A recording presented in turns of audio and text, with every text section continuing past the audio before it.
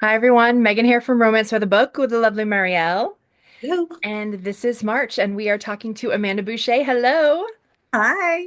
So happy to have you here. We read Of Fate and Fire this month, Yay. and we had so much fun with it. Hmm. So, So Great glad. to see the Kingmaker Chronicles. We are in um like the two main characters, we're in their same headspace for all three books. So it's really fun to hop into someone else's point of view. And Mhm. also there, I mean, in those books, Pierce has a climactic moment, and we were all like, what happened? yeah, But it just where did he was go? Yeah. And now we Yeah, know. he gets exiled. So he's completely lifted out of the story because, he did some stuff he shouldn't have done, but at the same time, he wasn't. So Pierce is funny because you don't really like him, but he's not a villain either. So you can kind of understand his intentions and how he was misguided and because of his own fault and his own preconceived notions and everything. Hmm. He's certainly redeemable in my mind because he was just acting in a way in a situation that he thought he was doing the right thing, but it really wasn't for anyone. So while he was punished by being exiled, I wanted him to be able to also have his own story with a happy ending, even if it's only a little novella, so 110 pages instead of the usual 400. challenges did you have when you were bringing someone from the Kingmaker Chronicles world or universe into our world? Because there's some things that are familiar, but it is a whole other plane. Yes, for sure. So, for people who don't know, the Kingmaker Chronicles is set in a fantasy world, but that is based off Greek mythology. So, it's like Greek mythology from our 2,000, 3,000 years ago had just carried on for them.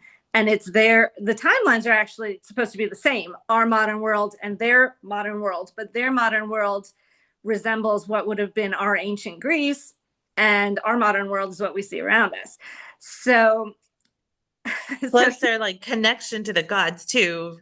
right, the gods have continued on their path through this also, but because our world eschewed the gods and moved on to other deities and forms of religion, they lost their power and influence here and just kind of abandoned this world and went on to care more about Thaleria, so my invented world for the Kingmaker Chronicles, or Atlantis, which still exists. And that's where the upcoming book in May is set. And we have the underworld and Tartarus and all these places that we know of through Greek mythology. And our world is what I call Attica. And that's the it's actually the administrative name for the area around Athens now, but it was kind of like a way to just describe ancient Greece. So that's how they think of it. So Piers gets exiled to Attica, which is here and now for us. So obviously, yeah, it was challenging because he couldn't know what anything was around him. So he sees an airplane in the sky and thinks it's a silver dragon. Um, and the tail is, the trail of smoke is fire. Or he sees they have world and they have magic in their world of Thaleria. So he sees the things, the stoplights, and the things that say pedestrians can walk or not walk, and a stop hand or a little go walking person, and he thinks it's magic, like some kind of magician is producing this, and so he's trying to make sense of these things bringing his context to them because that's the only way he can make sense of them. And just to make things easier, I gave him the gift of when the gods exiled him. It was Athena who was in charge of this exile.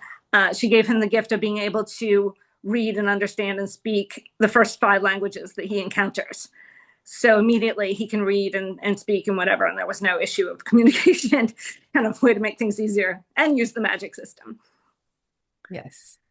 And so That's that the nice. actually, yeah, that actually kind of brings me to my first question, which was, did you always have Piers story in your back pocket, or did that end up coming later after you were like, where did he go?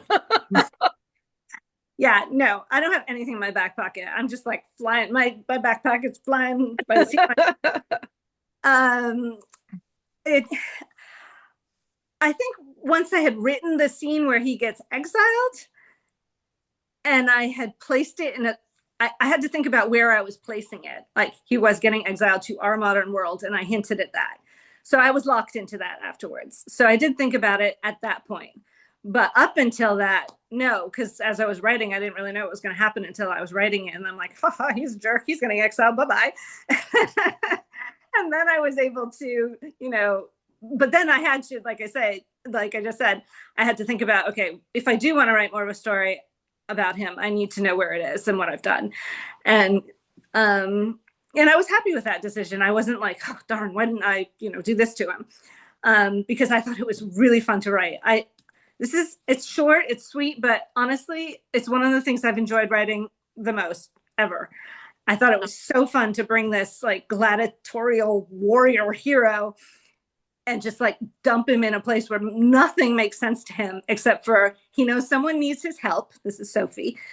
And so he's going to help her. Like he knows the only thing he knows in this new world for him is how to be chivalrous and give of himself, basically, even though that's not so much what we see of him in the Kingmaker Chronicles, where we don't like him very much. So it really was a way to, start making him evolve and bringing his redemption story to show who he truly is underneath. And help that way. I thought it was kind of cool too that he was like not well suited for the world that he grew up in, because he really wasn't like he had to be a warrior, but that wasn't what he like loved. So it was interesting to watch him enter a new world where like, using his sword wasn't necessarily the best first solution to all his problems. Yeah, she's always like, I can't just kill people. He's like, I'm ready.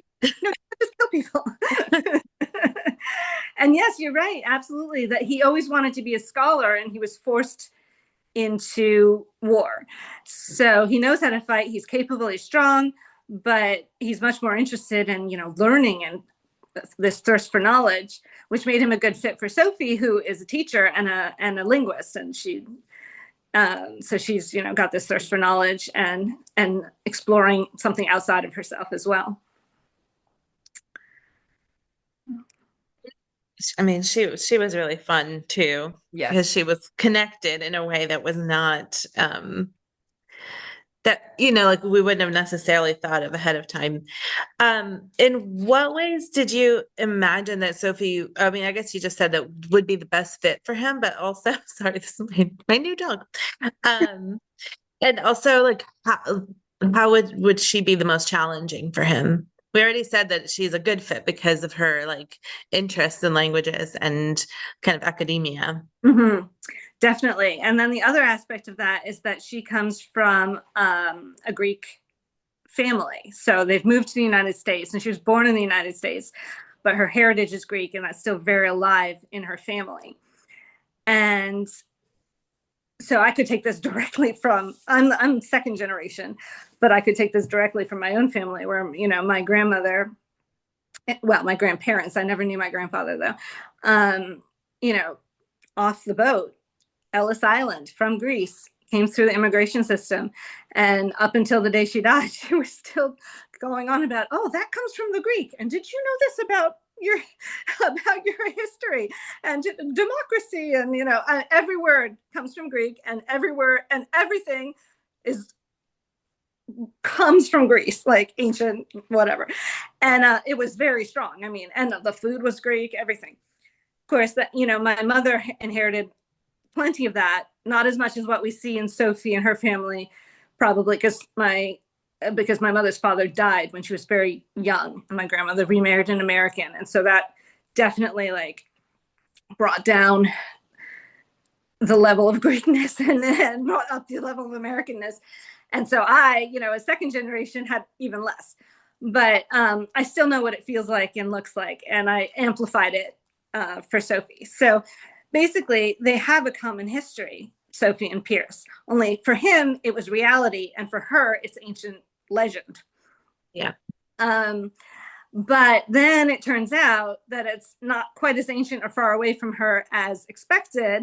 She has a particular heritage that gives her some magical abilities that are unlocked because of this meeting with Piers. And so that whole ancient history comes crashing into her world and is not so ancient anymore. And so that gives them a connection because he understands that intimately, and she's just trying to figure it out, like what the heck is happening. So he brings her that reassurance on that side, and she brings him the reassurance on the modern world, helping him figure out how to navigate this completely new setting. So they really complement each other in that way. And there weren't really any challenges. I mean, it's a fated mate story. They're all fated mate story. So in terms of challenges, it was just like, you know, how long can I keep them from actually kissing? Awesome. I also thought that it was like because of who she ended up being, he had to kind of, I think that it made him really face like what he had done to his brother too, which wasn't a challenge in them getting together, but it definitely like gave him a perspective. A completely different view of like what he had done. Yeah. Yeah, and I also made it so he didn't remember right away what he had done. So it wouldn't influence his actions right away. He knew something had happened, and he was confused and he was worried, but he didn't know what. So it allowed him to just be himself without that baggage until the moment when that baggage comes, roaring into his reality. And then, but I thought that was it was the only way I could think of to have him just be himself. And we get to know him as himself before we knew what happened as readers, but and even if you haven't read it, I think you can read this as a standalone and enjoy it. Yeah. But a ton of background too. So that was fun. And then once he realized what he'd done and having met Sophie and everything, it gives him a huge amount of perspective on what had happened. Yeah. And it's interesting because I remembered him getting exiled, but I couldn't remember exactly like what had happened because it had been years since I had read the first series. And so I did go back and kind of read the first few chapters of book 3 when that all happened. Mm-hmm. And I was like, oh man, yeah, he really messed up badly. Like, and even though he thought he was doing the right thing, he clearly was not doing the right thing. Mm-hmm. And it is interesting that I don't even think exile would have fully made him understand that as much as he understood it after like falling in love with her. Right. So yeah, that was perfect. Oh, good. Thank you. I loved writing this book. It all came together in a way. I wrote it super fast too. I'm a slow writer. I mean, I never get books out very quickly, but it just came all in 3 months. I'd written it. I loved it. I was so happy with it. So I think I was just really inspired. A lot of fun. It's a lot of fun to read too. Yes, definitely. So my favorite series of yours is Nightchaser, which is your sci-fi series, and there's a little bit of a link between that and this story too, which was so funny because I wasn't expecting that when I read it.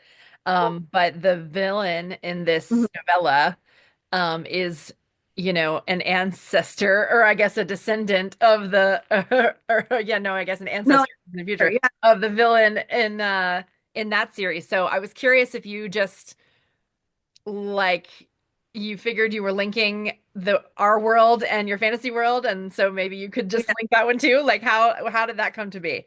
That's exactly it. I just I didn't plan it ahead, but when I started writing, all of a sudden the idea came to me, and I was like, "Ooh, I'm going to do this."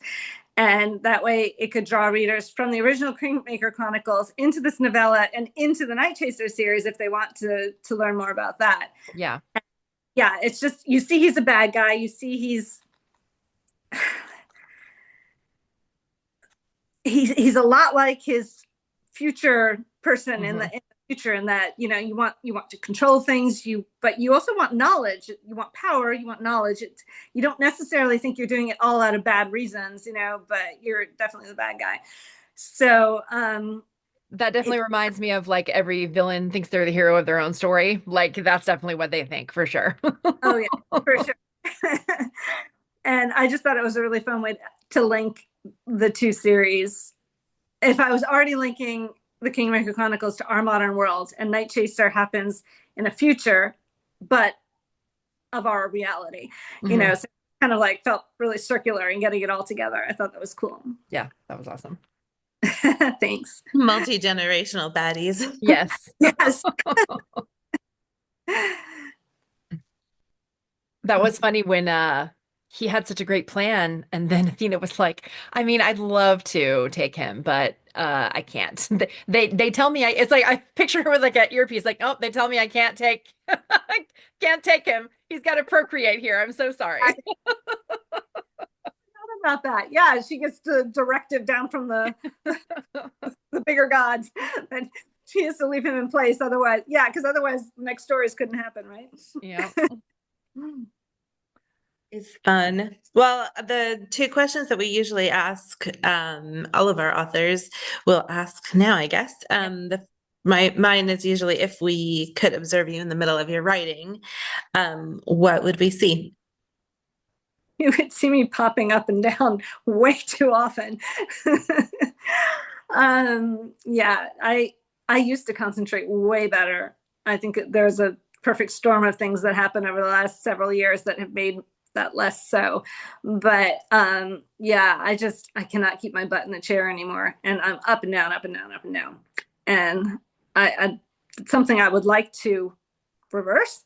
I haven't managed yet. So, but I am, coming back to the keyboard. I get up and I come back. Coming out, so you've got to be in the chair enough. Yes. Right. Yeah, I don't know. I don't do anything interesting. I don't listen to music. I try and have a quiet sort of setting, and my cats are usually in the room with me, and so I get up and give them a little love from time to time, and Let them in, let them out. Yeah. yeah. Well, not so much in and out as because I don't have a yard or anything. I have a balcony, so when the weather gets nicer, I'll open up. And I've got it all like fenced off so they can't get out. But because I'm in the city, I don't want them, escaping. Yeah. And but yeah, they come in and out. My sort of, he's kind of gray and white. Yeah, gray and white.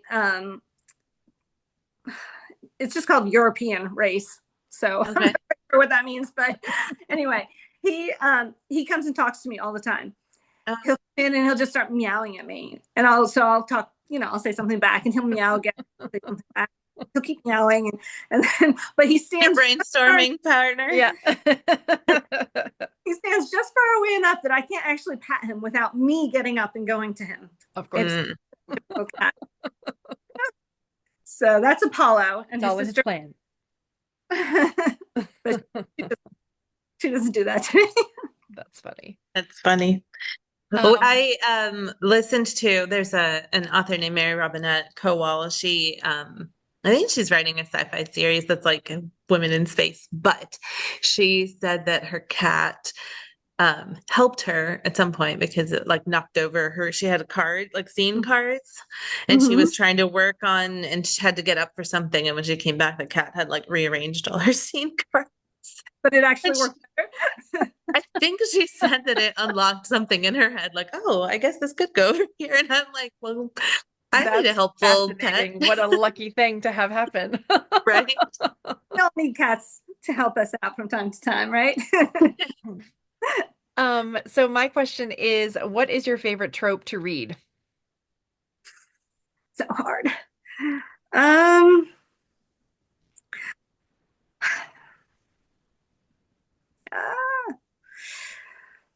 think I like friends to lovers the most. Okay. And enemies to lovers is way easier to write. because you have automatic banter and Right. tension. Friends to Lovers is a lot harder to write, in my opinion. But when I read it or write it, I don't know, writing it, no, that's very hard. So I don't enjoy it that much. But I do it. But when I read it, I think that level of angst is so much more delicious. Mm. That I love the tension and banter of the enemies to lovers, but there's something about the longing in Friends to Lovers that I love. That really gets to me. Yeah, And I this do makes too, it but so it's much hard to higher. find it right. No, I was gonna say it's hard to find it right. Like when it's right, though, it like hits a very particular spot. I agree with you there. Yeah, and the stakes can be so much higher because you already care about this person. So the idea of things changing can be way scarier than it is just for somebody you've just met or didn't really like that much to start with. Yeah, very true. Very true. Because it could mess it all up when you have something already that's good. Yeah, Yeah, I love awesome. lovers. So you have a book coming out soon, which is book 5 in this series, if you want to talk about that a little bit. So Beneath the Burning Sea comes out May 27th, and it follows a new couple. So the Kingmaker Chronicles is set up in sort of two different sections. There's an original trilogy with 3 books that follow the same couple. And then book 4 is a spinoff with a new couple. Then we saw the novella is another couple. And then this book 5 is another couple as well. And so they are taken away from their usual setting as well. They leave Thaleria to go to Atlantis on a mission for the gods. And really, the female main character, Belanca, is called to this mission. But Carver, who is her best friend, but also her best enemy, like they're always fighting, but they have each other's backs. They're just bickering but they would protect each other with their lives. So it's this very fun dynamic. And he's like, it's out of the question that you go by yourself. So he goes with her. And then they're completely isolated and have to make a life for themselves in Atlantis. And I'll give you, I guess, a first hint, because this is fun. If there's a fake marriage trope. Love it. And so they need to not only try and find a way to overthrow this terrible king that's in Atlantis, but they're on a mission for the gods to find, oh, this is interesting too, the Shard of Olympus. To the novella. You don't have to have read the novella, but if you don't, then you'll miss the background on how the Shard of Olympus gets to Atlantis. And